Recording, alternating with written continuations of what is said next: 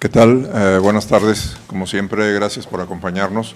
El día de mañana estaremos inaugurando la exposición Africaamericanos, un proyecto que hemos realizado en colaboración con el Centro de la Imagen en Ciudad de México, en donde se presentó a fines del año pasado. Agradezco primero a los artistas, a todos los artistas obviamente, algunos de los cuales nos acompañan el día de hoy y con quienes tendrán oportunidad de charlar ya algunos frente a su trabajo durante el recorrido. Agradezco también a la presencia de Elena Navarro, directora del Centro de la Imagen, y de Claudí Carreras, curador de la muestra. Ayer comentaba de que el lema del museo, como ustedes saben, es un encuentro con nuestras raíces, y considero que este proyecto reafirma esa vocación del museo de ver, investigar y acercarnos a nuestras raíces. En este caso, la raíz africana, o sea, que está presente en toda América. Le pido… le voy a pedir a Elena primero unas palabras y posteriormente a Claudí que hable ya sobre el proyecto, y algunos de los artistas también que nos den sus reflexiones. Elena. Muchas gracias, Ramiro. ¿Se escucha? ¿Sí? Bueno, muchas gracias a todos por estar aquí.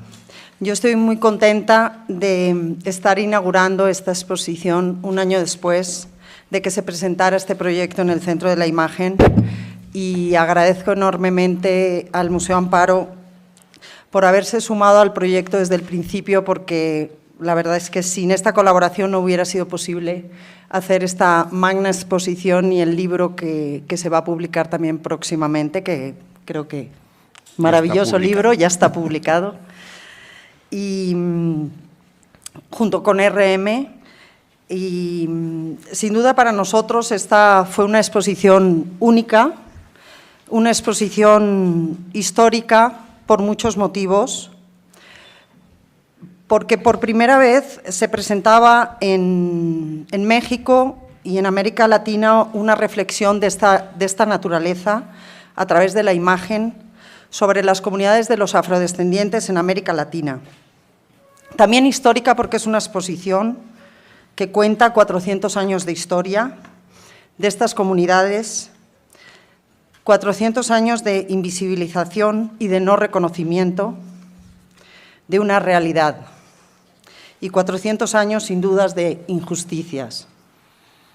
A través de este proyecto, para nosotros ha sido muy importante desde el Centro de la Imagen poder contribuir a la visibilización y al reconocimiento de las comunidades, a la recuperación de su memoria y a la defensa de la igualdad de los derechos.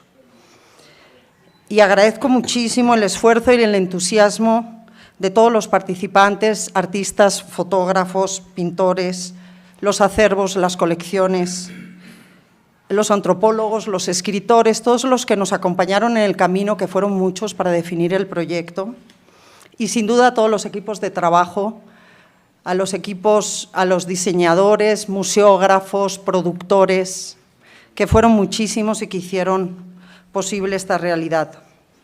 Porque sin duda es un proyecto colectivo. Africaamericanos es un proyecto de muchos, es un proyecto que después de haberse presentado el año pasado en el Centro de la Imagen, sin duda nos damos cuenta que es un proyecto que crece y que va a seguir creciendo, y que tiene que seguir creciendo, uniendo todas las voces que se van a ir sumando y que se van a seguir sumando en el camino. A nosotros en el Centro de la Imagen nos dejó historias inolvidables del público, de muchos que vinieron y se encontraron, pues sin duda con una realidad que le abrió los ojos, con un proyecto que les abrió los ojos a una realidad que como digo, sí nos dejaron historias inolvidables, porque a nosotros nos permitió ponernos en contacto con las comunidades de afrodescendientes en México en concreto, trabajar con ellos de la mano, trabajar con muchos artistas de distintas disciplinas y eso es lo que hizo que fuera una experiencia, pues sin duda, muy enriquecedora para todos. Y bueno, para pasarle la palabra a los artistas y a Claudí, que son todos los que tienen mucho que decir, quiero reiterar mi agradecimiento al Museo Amparo de nuevo y a todo el equipo, que como siempre, Toño, Silvia, Carolina, Ramiro y todos los que están detrás, pues hacen que todos estos proyectos sean increíbles por su profesionalidad y por la calidez de su trabajo también. Gracias a la ECID, a la Agencia Española de Cooperación Internacional, que desde el principio se sumó también para apoyar en la producción de este proyecto, y también muy especialmente a la Fundación BBVA Bancomer, que desde el principio lo apoyó y va a seguir apoyándolo también en la próxima fase en Oaxaca. Y bueno, y por último, darle las gracias a Claudí Carreras, que sin duda es el alma de este proyecto, que sin esa pasión, ese entusiasmo y esa locura que tiene, y ese conocimiento enorme por América Latina y ese amor, no hubiera sido, este proyecto sin duda no hubiera ocurrido. Él fue el que se empeñó y nos convenció a todos desde hace años que había que llevar a cabo este proyecto, y nos convenció no solo a las instituciones, sino a todos los artistas que han participado y que han seguido participando. Y muchísimas gracias a los que todos los artistas que habéis podido venir. Me da mucho gusto ver a Baltasar, a Olga, también aquí, Hugo aquí, Marton, Maya está llegando, que llegaba conmigo también un poco. Ah, ahí está también. También está Jorge. Bueno, pues muchísimas gracias a todos. Hola a todos y a todas. Es un placer para mí estar acá compartiendo con vosotros este día y quiero agradecer primero, ya ha hecho muchos agradecimientos Elena, pero sin duda este proyecto no se hubiera podido realizar sin el apoyo del Museo Amparo, sin el apoyo del Centro de la Imagen, sin el apoyo de la ECID, sin el apoyo de tantas y tantas personas de Bancomer, de tantas y tantas personas que han participado en todo este proyecto. Yo hace 25 años que viajo por América Latina y he residido 5 años en Brasil, he residido 2 años en Ecuador, y creo que el germen de este proyecto surge en Brasil al darme cuenta de muchas realidades que yo desconocía, ¿no? Brasil está considerado como un país completamente mestizo. Es un país que, para que os hagáis una idea, tiene un 56% de población que se considera afrodescendiente. Eso implica que son más de 120 millones de personas afrodescendientes en Brasil y que en los espacios culturales, en los espacios de debate, son casi invisibles, ¿no? Yo tenía una empresa de producción cultural en Brasil y el día de la inauguración vinieron 700 personas y habían 2 afrodescendientes, uno era el chofer de mi socio y era otra una persona que estaba en la vigilancia, ¿no? Entonces esa realidad me empezó como a chocar de una forma muy fuerte y empezar a darme cuenta de cómo operaban todos los prejuicios en torno a una cuestión racial, ¿no? Uno llega a Brasil pensando que es el país, ¿no? Imaginar que después de Nigeria, Brasil es el país con mayor población afrodescendiente del mundo, ¿no? Entonces, así en números absolutos es realmente impresionante. Y ya como muy enfocado en todo esto, empecé como a percibir y a ver en diferentes recorridos y en diferentes viajes que esta realidad se repetía en muchos países, ¿no? Lamentablemente es una realidad que se repite en muchos casos. La exposición se llama Africaamericanos y no es un error ortográfico, ¿no? Porque lo que estamos planteando es una visita a un nuevo continente, que es un continente que se llama África-América y es un continente que reivindica sus raíces, ¿no? América Latina es sin duda un continente mestizo, con muchísimos orígenes. Hay un origen de comunidades indígenas, de personas que nacieron acá siempre, y después de todas las colonias, de todas las épocas, de migrantes en diferentes épocas. Cada país tiene unas realidades completamente distintas, pero hay un esquema que se reproduce de una forma bastante sistemática, ¿no? El esquema, las cifras, y os he traído algunas cifras para que las podamos compartir y comentar. En casi toda la región, prácticamente todos los indicadores sociales sobre la población negra inciden en las mismas realidades. Es una población que está menos escolarizada, tiene mayores índices de desempleo, los salarios son más bajos en igualdad de condiciones y hay menos cargos de responsabilidad y dirección en las empresas para ellos y para ellas. De acuerdo en los últimos censos de Brasil, por ejemplo, porque es un país donde es muy evidente la población afrodescendiente de Brasil representa un 53,6% de la población brasileña y entre el 10% más pobre de esta población, el 76% son afrodescendientes. Sin embargo, entre el 1% de todo el país, solo el 17% son afrodescendientes, ¿no? Las cifras de la violencia en Brasil son igualmente reveladoras. Un hombre negro tiene 8 veces más posibilidades de ser víctima de un homicidio que un hombre blanco. La crónica sobre toda la afrodescendencia en el Caribe y en América Latina es una historia de superación y resistencia, pero también es una historia de dolor y de injusticia. Aún en la actualidad, esta comunidad no se ha resarcido de los agravios del pasado, ni se le ha reconocido con suficiencia su papel en la construcción y consolidación de la sociedad latinoamericana contemporánea. Sistemáticamente se ha intentado blanquear su legado y invisibilizar su presencia. Hay muchos procesos que han marcado la configuración del imaginario latinoamericano hasta hoy. Os voy a poner algunos ejemplos. Juan José Nieto fue un presidente en Colombia en 1861, fue el primer y único mandatario negro en la historia de Colombia y durante décadas su presencia fue negada en los libros de historia y en las galerías de los presidentes del país. En muchas de las pinturas que se conservan de la época, su rostro fue blanqueado. Hay una líder afrodescendiente argentina, María Remedios del Valle, que combatió como un soldado más en la Guerra de la Independencia, con tal mérito que Manuel Belgrano le otorgó el grado de capitana del ejército argentino y recibió el apoyo de Madre de la Patria por sus compañeros de lucha. Ella murió sin cobrar un solo peso de una pensión que le prometieron y murió completamente olvidada en la historiografía oficial.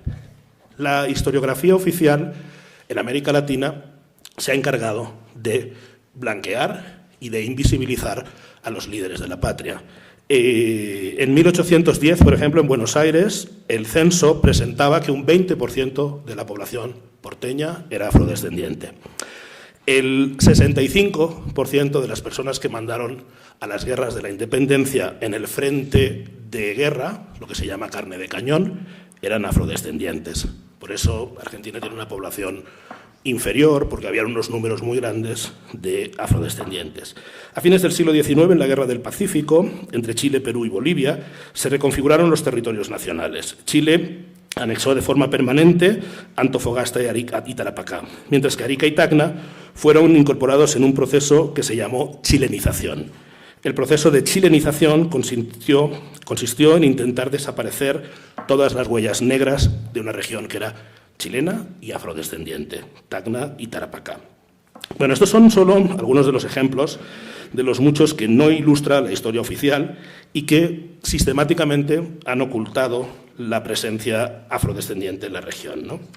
Las reivindicaciones y los procesos de recuperación y la dignidad de estas comunidades en América Latina es imparable, ¿no?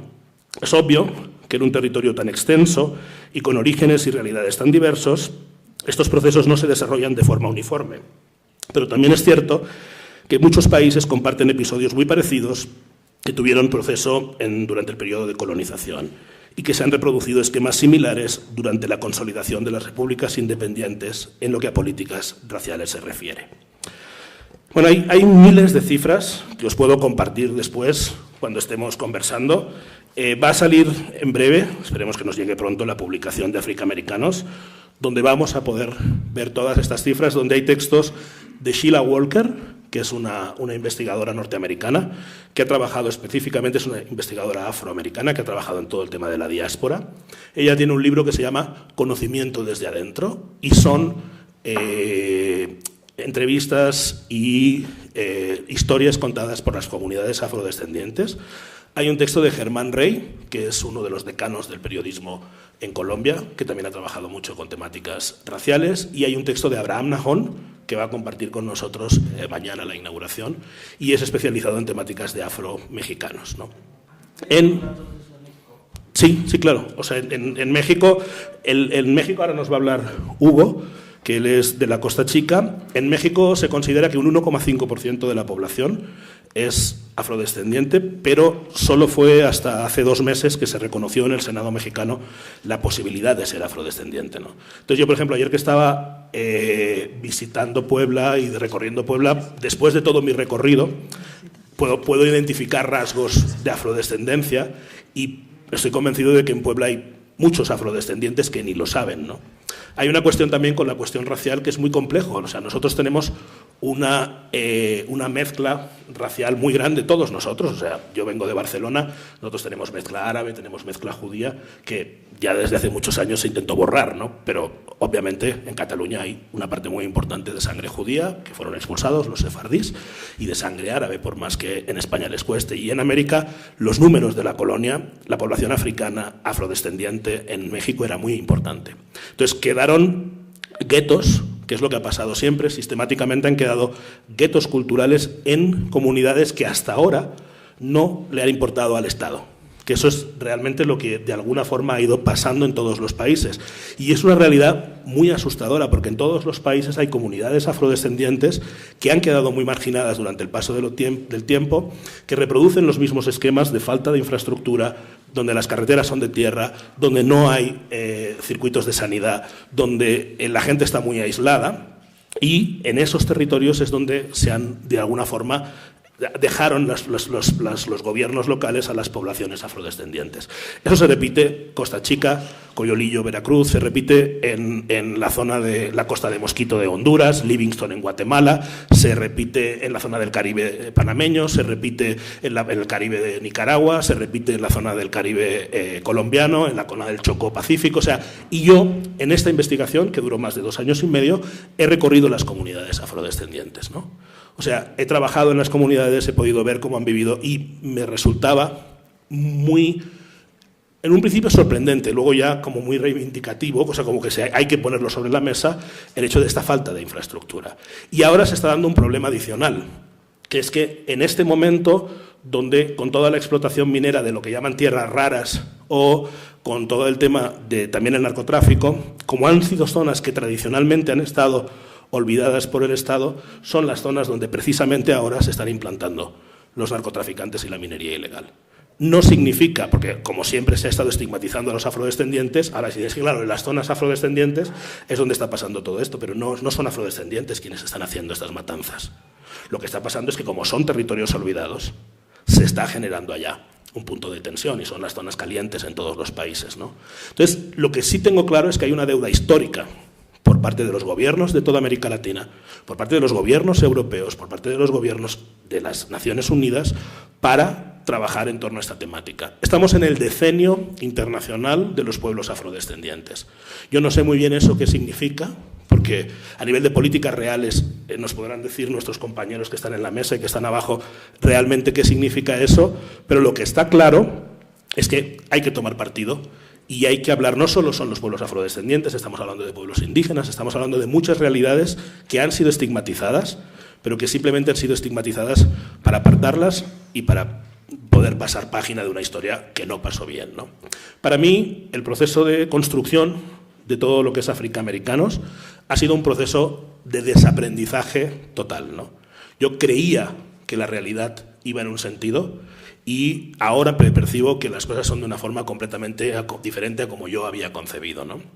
Realmente creo que como sociedad occidental estamos llegando a un colapso donde la especulación, el tema de las tierras, el tema del plástico, la basura, el medio ambiente, nos está llevando a un fin, y si no damos la marcha atrás y nos ponemos ahora a mirar cómo han vivido estas culturas, que son las culturas indígenas, las culturas amazónicas, las culturas de la selva, las culturas afrodescendientes, cómo han generado mecanismos de vida mucho más compatibles con el medio y mucho más sostenibles, nosotros como sociedad no vamos a poder continuar. Entonces, sí ha sido realmente una revelación ver que sobre todo las culturas que han estado estigmatizadas, por un lado, durante mucho tiempo, son las culturas que han sabido mantener unos patrones y que hoy en día nos marcan un cierto rumbo de una posibilidad de seguir para mantener un territorio un poco más sostenible para nosotros mismos, ¿no?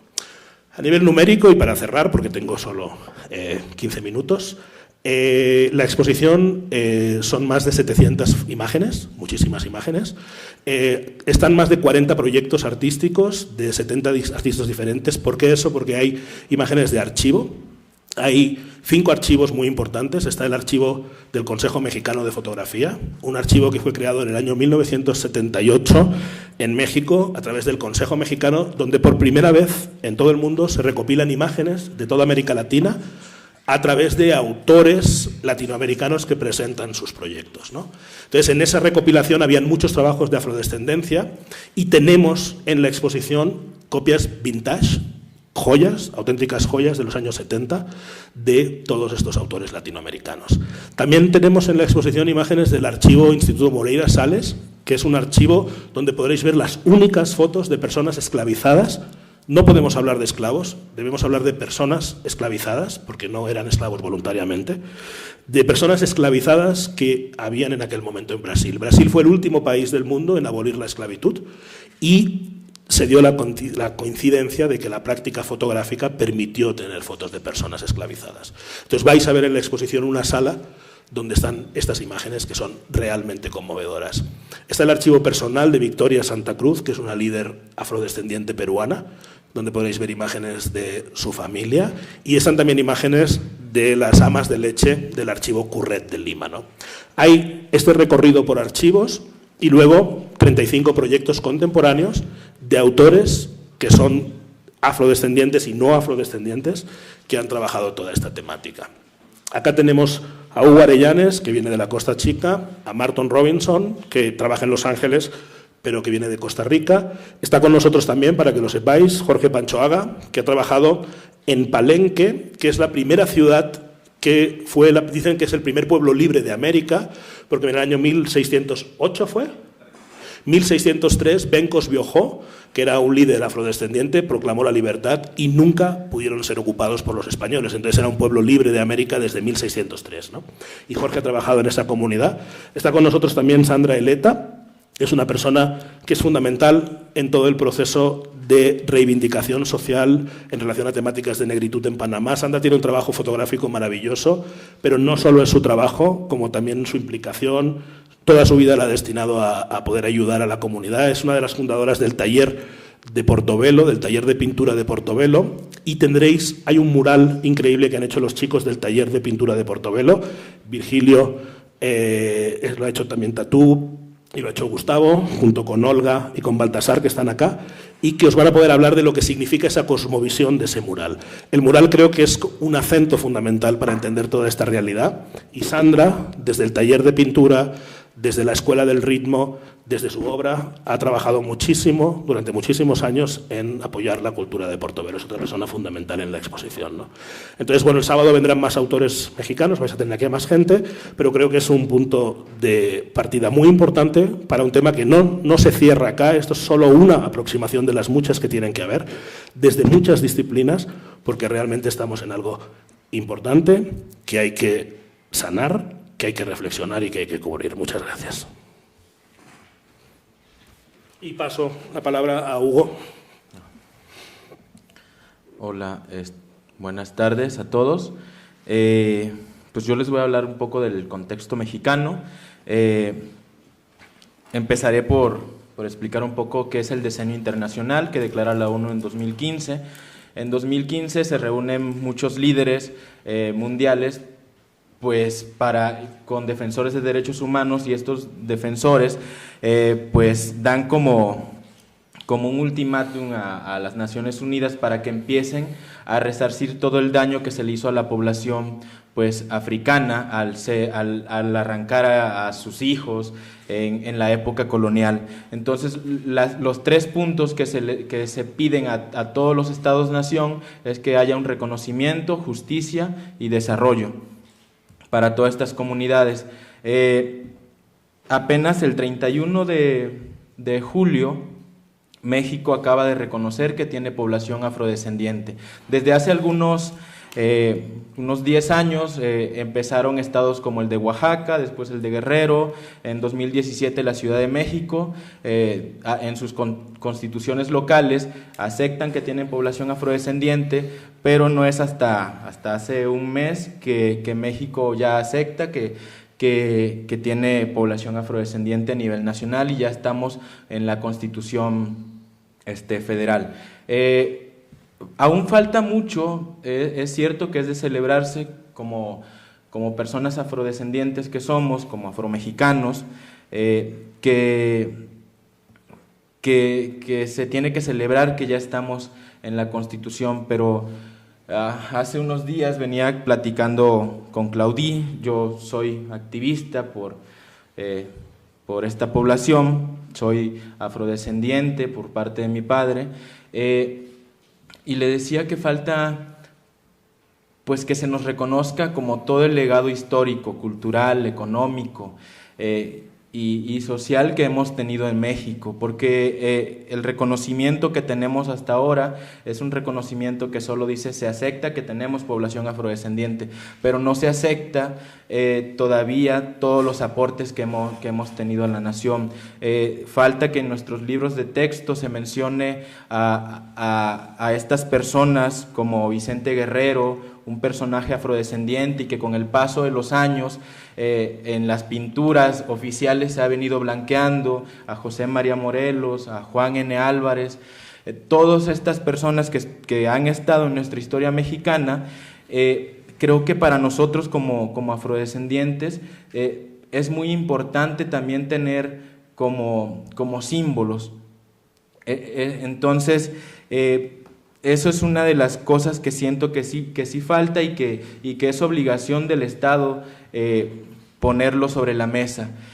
También comentaba que es importante que se respete el derecho a la consulta que tienen nuestras comunidades, porque justo, como lo mencionaba Claudí, la Costa Chica, por ejemplo, se está volviendo una zona muy violenta porque como tenemos playas pues todavía vírgenes, entonces están queriendo llegar cadenas hoteleras a poner estos grandes negocios y después dicen, pues sí, pero ustedes van a tener trabajos aquí en nuestros hoteles.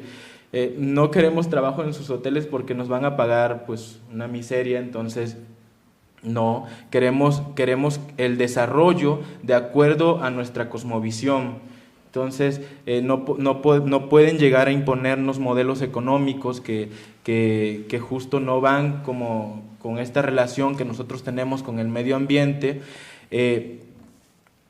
Y en ese sentido, también queremos pues aquí ya lanzar el comercial, porque en el 2020 viene el Censo Nacional otra vez del INEGI, y será la primera vez que se incluye una pregunta para reconocer a las personas afromexicanas y afrodescendientes. En 2015 se hizo una encuesta intercensal donde arrojaba que había 1.4 millones de personas afrodescendientes, un 6%, 7% a nivel nacional. En 2017 la ENADIS hace otra encuesta y dice que son 2.6. Entonces nosotros estamos como muy confiados y estamos haciendo mucha concientización, estamos llamando a la autoadscripción también de las personas afrodescendientes para que en 2020 superemos esos números, porque creo que es momento de que nos hagamos visibles. Es cierto que luego reconocerse, en el caso de México, reconocerse como indígena o reconocerse como afrodescendiente es sinónimo de ser discriminado, y justo por eso yo mencionaba que tiene que haber estos símbolos, estos próceres como Vicente Guerrero, a los cuales nosotros podamos aspirar a ser como ellos, porque hasta ahorita no tenemos a una persona al que digamos queremos aspirar a ser como tal, porque nos han invisibilizado nuestra historia. Entonces en 2020 esperemos que sean más, que dejemos de pues de sentir esta estigmatización. El Estado también tiene la obligación de lanzar campañas hacia la no discriminación, hacia la no estigmatización de las poblaciones afrodescendientes, porque muchas de las campañas publicitarias en México están destinadas a justo a generar un estereotipo de lo que es el mexicano ideal. Entonces, siempre aspirando al blanqueamiento de las personas. Un caso claro, creo lo podemos ver con nuestra paisana Yalitza, que para salir en la revista Hola fue blanqueada, fue adelgazada, todo un estereotipo de lo que debe ser el mexicano. Y entonces no, tenemos que empezar a aceptar que tenemos estas poblaciones con cuerpos que son diferentes a los que salen en las revistas. También debemos denunciar pues a estos medios de comunicación que se encargan pues de estigmatizar. No sé, yo recuerdo, ahora puedo poner dos ejemplos claros. Hace algunos 10 años había un programa donde salía Héctor Suárez, donde hacía un personaje que se llamaba el Negrito Tomás, donde el Negrito Tomás era tonto, su mamá era agresiva. El mismo caso con una revista que se llamaba Memín Pingüín, igual la mamá era madre soltera, agresiva, Memín Pingüín era grosero, tonto. Caso contrario en la misma revista, donde el otro personaje, que era blanco, sus dos padres estaban casados, una posición económica estable. Entonces, todas estas cosas van estigmatizando a nuestras poblaciones. Pues nada, es como, creo que eso, reivindicar nuestra historia tiene que ser uno de los puntos principales a partir desde ahora que ya estamos como reconocidos en la Constitución, y a partir de 2020 que sepamos más o menos los números exactos, porque todavía para 2020 siento que va a haber personas que todavía no van a aceptar su afrodescendencia por miedo a ser discriminados. Gracias.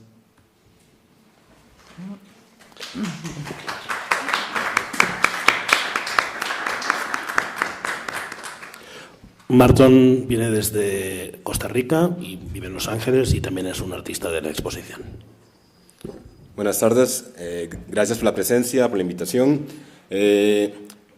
Voy tal vez a tratar de hablarles un poco sobre realidad y ficción. Creo que en mi caso entiendo mi lucha desde lo personal, más allá de números o más allá de una idea o de un decreto. Entiendo de que Latinoamérica sufre un proceso de blanqueamiento por decreto, que justamente las encuestas que se hicieron durante la época colonial o después de la época colonial determinaron lo que consideramos ahora que es Latinoamérica. Por ejemplo, en el caso de Costa Rica, la idea de que somos la Suiza centroamericana. La Suiza centroamericana porque la idea principal de la Suiza centroamericana es que no tenemos una armada, no tenemos un ejército. Pero el psique costarricense ha determinado la Suiza centroamericana como una idea de blancura. Si nos comparamos con Nicaragua o Panamá, Panamá tiene más descendencia afro y fenotipos más afro de lo que podría tener Nicaragua, que tienen un poco más como fenotipos más indígenas. Entonces Costa Rica se declara blanca en un 93-96% aproximadamente, desmitificando o mitificando la idea de que no hay otra etnia o otra cultura más allá que la blanca. Entiendo la historia como una... la historia se hace realidad en el momento, o el mito se hace realidad en el momento en que se repite. Si repetimos los mitos, si lo repetimos, se vuelve un hecho real y se vuelve un hecho histórico. Entonces, entiendo la historia como un mito, y entiendo el mito como una ficción, y una ficción con la cual puedo jugar.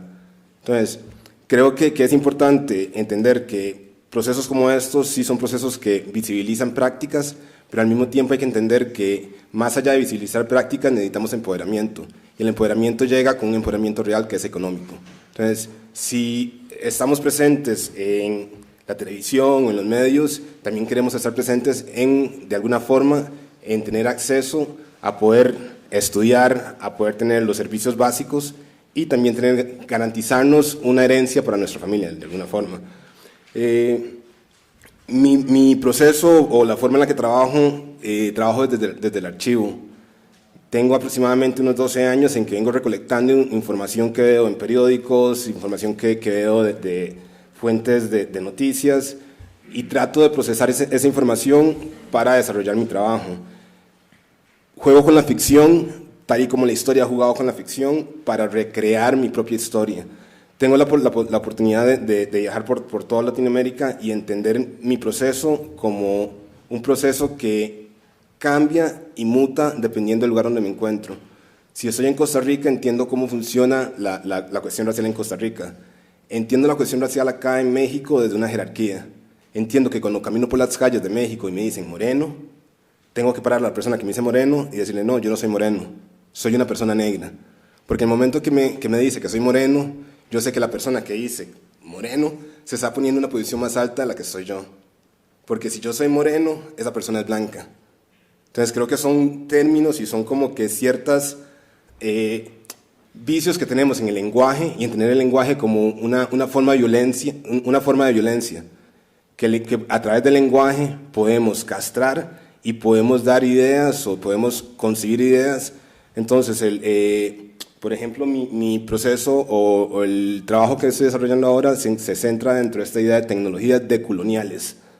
Entender la decolonialidad, no decolonialidad, no es un error ortográfico. O sea, entiendo lo decolonial desde mi propia experiencia, en el sentido de que adherirme a un término decolonial basado en la academia o basado en lo que todo el mundo conoce no funciona en mi caso, porque viene de una postura que no es mi postura, no viene desde mi propia espiritualidad. Entonces, creo en la necesidad de trabajar desde mi propia espiritualidad y entender esa espiritualidad no como una cuestión exótica, que es parte del problema de tener imágenes como las que estamos viendo acá y entenderlas como algo exótico, algo bello, pero nunca entenderlo como un arte real.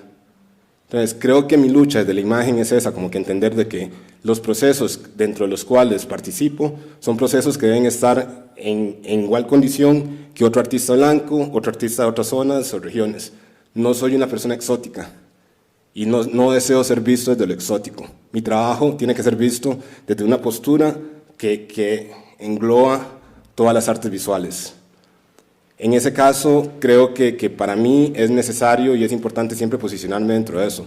Mi cuerpo y la posición de mi cuerpo, siempre, no puedo ligarme el color de mi piel. Entonces, la idea de ser afro o afrodescendiente o ser una persona negra, prefiero considerarme una persona negra. Porque no puedo jugar con esa dualidad.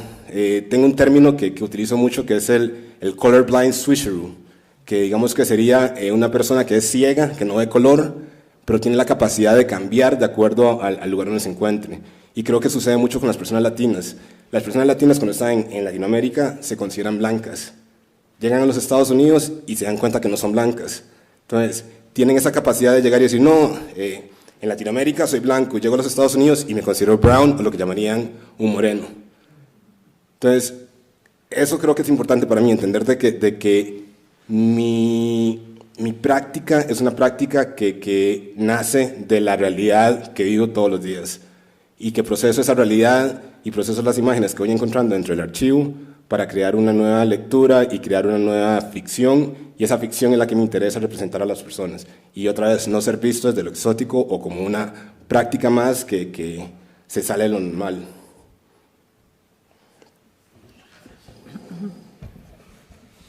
Claudí, y ahorita, siguiendo un poco lo que comenta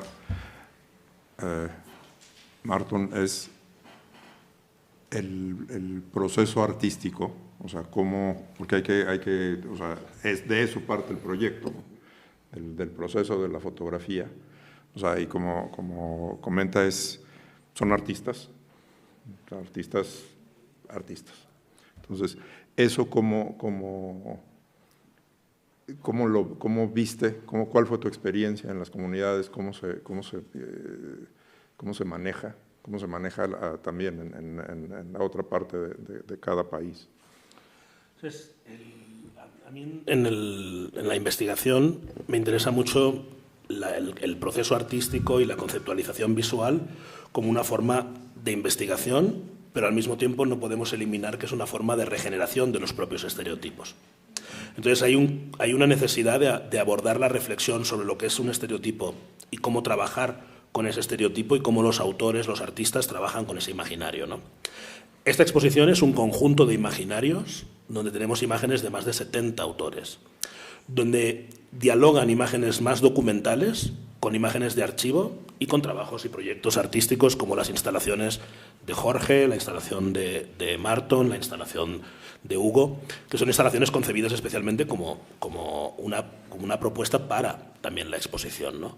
Entonces, ese diálogo entre imágenes que de alguna forma generan un estereotipo de esa comunidad, poner encima de la mesa ese debate y al mismo tiempo trabajar con procesos artísticos que surgen muchas veces desde la práctica personal y muchas veces desde el desgarro personal, es una combinación muy compleja, ¿no? Estamos hablando de una exposición artística, de una exposición visual, pero que realmente tiene detrás un sustrato que implica un posicionamiento social y político por parte de las personas que lo componen, y muy distinto también entre cada uno de ellos, ¿no?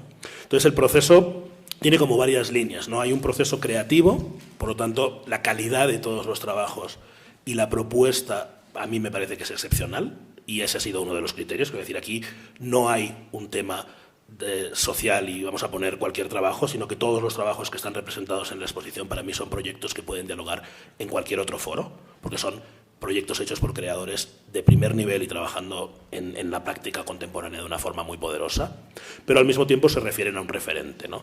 Para mí esto que estás constatando es mi gran pregunta, ¿no? Y yo muchas veces, y con Marton hemos tenido discusiones, ¿no? Y creo que son discusiones necesarias, ¿no?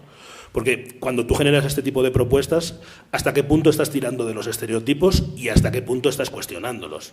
Y esa es una pregunta que en todo el proceso yo me estoy haciendo, ¿no? O sea, me acuerdo cuando hablamos con Hugo la primera vez y él hacía unos calendarios sobre las comunidades afromexicanas, cuestionábamos el modo de representación porque era un modo de representación que incrementaba los clichés, ¿no? Entonces estamos en temáticas que son complejas, donde los estereotipos que se construyen son estigmas que pesan sobre las personas, donde finalmente la conclusión tendría que ser, da igual de qué color seamos. El último proyecto de la exposición, el penúltimo, es un pantone humano donde ves que no hay negros, ni blancos, ni rosas, ni amarillos. O sea, nuestras gamas tonales son infinitas y hay... Esta autora, Angélica Das, ha trabajado con 5.000 personas y ninguna tiene el mismo patrón de color. Entonces, ¿de qué hablamos? ¿Dónde ponemos los límites en torno a la racialidad, ¿no? Creo que todavía estos proyectos son importantes porque hay una reivindicación por hacer, pero lo ideal sería que no tuviéramos que hablar desde este lado, sino que estuviéramos hablando de creación y de cómo Marton presenta su proyecto y de cómo Jorge presenta el suyo, y no necesitar aglutinar las cosas desde una perspectiva social, porque creo que estamos en un momento, en una etapa, ¿no?, donde esto es importante mostrarlo, porque hasta ahora muchas personas dicen, wow, hay 7 proyectos sobre México y yo no sabía que habían afromexicanos. Entonces estamos en ese punto. Por ejemplo, con Marton discutíamos ayer, pues en Estados Unidos una exposición como esta en relación a la población estadounidense ya no es pertinente porque están en otro grado de discusión. Porque el grado de discusión es que da igual que seas blanco, afro o chino, ¿no? El trabajo se va a manifestar desde la perspectiva de lo que estás hablando. Y ojalá estuviéramos en un momento donde no tuviéramos que hablar de cuestiones raciales, ¿no? Pero respondiendo a la pregunta de Ramiro, los procesos han sido importantísimos en toda la exposición. Es una exposición donde más de 10 proyectos se han comisionado específicamente para que los autores trabajen sobre esos temas, porque eran temas que para mí eran importantes de alguna forma poner sobre la mesa. Entonces estamos hablando de una exposición que desde una práctica artística coloca una discusión política, coloca una discusión social y presenta miradas de personas que están involucradas con ese tema, ¿no? Entonces creo que cada uno desde su aproximación, desde una práctica más contemporánea, hay autores que están exponiendo en el MoMA, y desde una práctica más documental, gente que publica en periódicos, se genera una articulación que te muestra la dimensión de esa realidad. Y un poquito mi pretensión como curador ha sido trabajar con artistas de primer nivel y de alguna forma mostrar la dimensión de la realidad. Hay muchos más proyectos, hay muchos más trabajos, y hay que ir viendo eso cómo se va articulando en otro tipo de investigaciones, ¿no? Pero creo que sí, que lo ideal en un futuro sería que no hubiera una exposición de afrodescendencia, que estuviéramos hablando de prácticas individualizadas, ¿no? Bueno, no sé si hay alguna pregunta ahorita. Bueno. En México hay regiones que tienen identidad propia y digamos que yo conozco gente de ahí, como por ejemplo de Alvarado, Veracruz, que a ellos, entre ellos mismos se dicen negro, grosero, y son personas carismáticas. Digamos, en lo que hablas, Hugo, el personaje que sacaba Héctor Suárez, más que nada era un personaje muy listo porque se salía con la suya y era un personaje que venía de Alvarado, Veracruz. Él era muy grosero y así es la gente, tiene identidad propia de allá. Y en el caso del personaje de Memín Pinguín, él era un tipo listo porque les daba consejos a sus compañeros y tenía un compañero que se llamaba Carlos y que era igual de pobre que él. Y Ricardo era el personaje, digamos, listo, pero Memín, que yo recuerde, les daba consejos y era el personaje como más razonable del cuento. Entonces, a veces como que no se trata de estigmatizar cierto tipo de personajes que surgieron en décadas, hay que analizarlas un poquito más. Una duda que tengo es que en el boletín que nos dieron dicen 400 obras y Claudi comenta que son 700. Ahí tengo esta duda. Voy a pasar la palabra a Marton, que te quiere responder también, y a Hugo. Eso es muy fácil. Hay obras que tienen fotografías muy chiquititas que yo puedo considerar como que la componen solo una obra, 40 imágenes, y en realidad está contabilizado como una. Pero son conjuntos, o sea, cuando son instalaciones es muy difícil numerar la fotografía porque hay muchas cosas que son instalaciones. Hay, por ejemplo, proyecciones que tienen una foto detrás de otra, que es una proyección, solo la proyección tiene 100 imágenes, ¿no? Entonces depende un poco de, en el boletín está considerado como cada una de las piezas y yo a lo mejor te estaba hablando de que hay una proyección que tiene 30 imágenes, pero es correcto lo del boletín. No sé si querés contestar primero y te puedo contestar después. Bueno, te contesto, hay como una estigmatización de lo que es el afromexicano a través de estos personajes. Podemos decir que, no sé, que en Alvarado la gente acepta que es grosera, que acepta todo este estigma, que todo este estigma viene desde el hombre y mujer hegemónica. Entonces, porque ellos aceptan esos estigmas como un tipo de negociación. Entonces dicen, bueno, yo soy el gracioso, el chistoso, sí, de pronto suelo ser muy listo, como en cosas muy triviales, pero no se pone a este personaje como del otro lado, como en el caso de Ricardito. ¿Por qué no poner al negro en el otro lado? Entonces, por ejemplo, el año pasado había una película que se llama La Negrada, muy vista a nivel nacional, y que era grabada en la Costa Chica. En esa película escuché más groserías que cuando voy un mes a mi pueblo. O sea, groserías que no tenían sentido decirlas, donde se estigmatizaba a la población a través de, bueno, en el video salía la población joven afrodescendiente, como siempre perreando, siempre exotizando a las jovencitas, la hipersexualización de estas personas. Creo que no es como... Es solo fomentar el estereotipo de que el negro es fogoso, la negra es fogosa, y que esto después se transmite en la vida cotidiana cuando una mujer va pasando y cualquier tipo se atreve a acosarla, a decirle piropos. Entonces, creo que a partir de ahí es como se van generando estereotipos. O sea, y este negrito Tomás que dices tú que viene de Alvarado, Veracruz, yo he estado en Alvarado varias veces y créeme que yo no he visto un negrito Tomás en Alvarado. Pues puede ser que sea uno. Eso que afirmas y reafirmas es seguir estigmatizando a esta población, decir Exacto, es decir, así son groseros por naturaleza, y entonces pues está chido que sean groseros, y porque así ganan como un lugar en mi espacio. Pero diles que no. Pero es que la gente tiene derecho a ser como sea. Tiene su identidad propia. Sí, pero no tiene que ver con un así son groseros. ¿Sabes? No puedo tenerlo a la mano ahorita, pero la palabra verga en la Costa Chica puede tener un montón de connotaciones, o sea, y no referirse solamente a una grosería, sino puede ser como distancia, tiempo, un montón de connotaciones.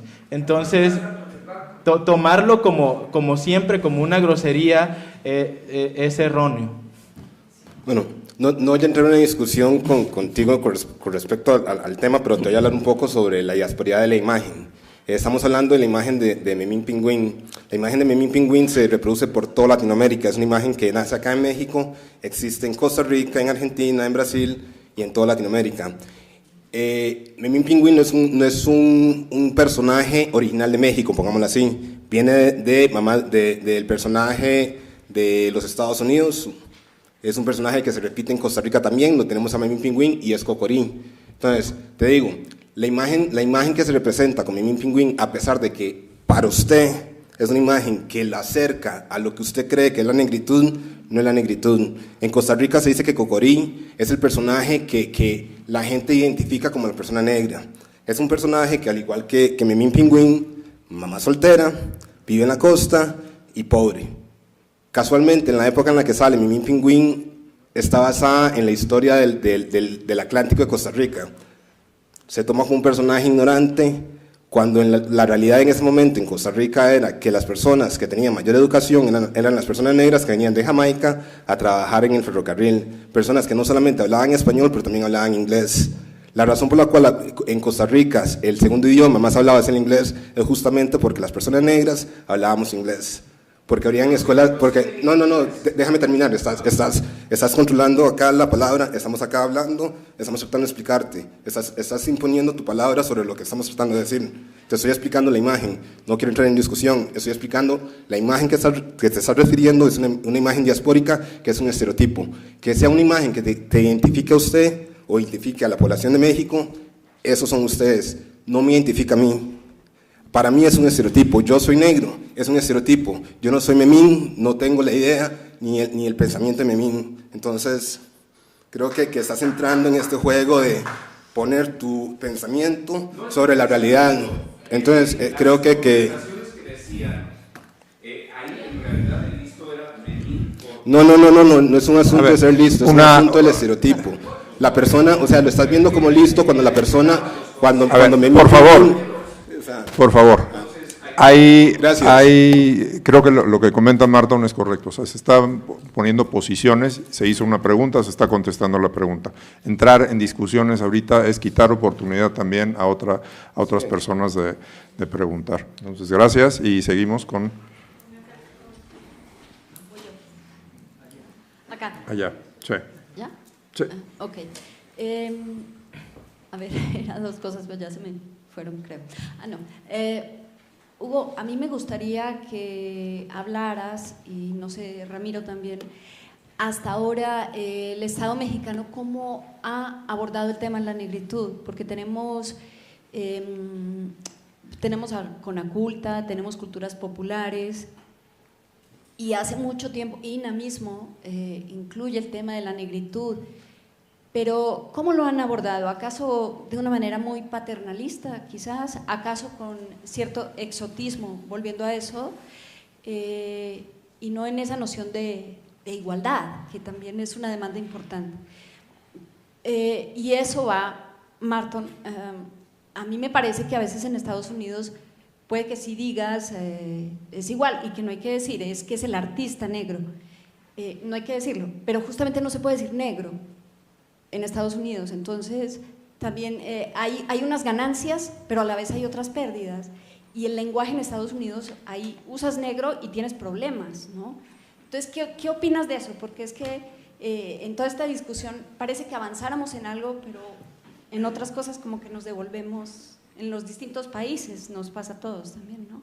Entonces quisiera escuchar esto. Pues bueno, los avances del Estado mexicano pues han sido muy pocos. En 2015 se declara decenio internacional que dura hasta 2024 y estamos en 2019 y es apenas que están reconociendo.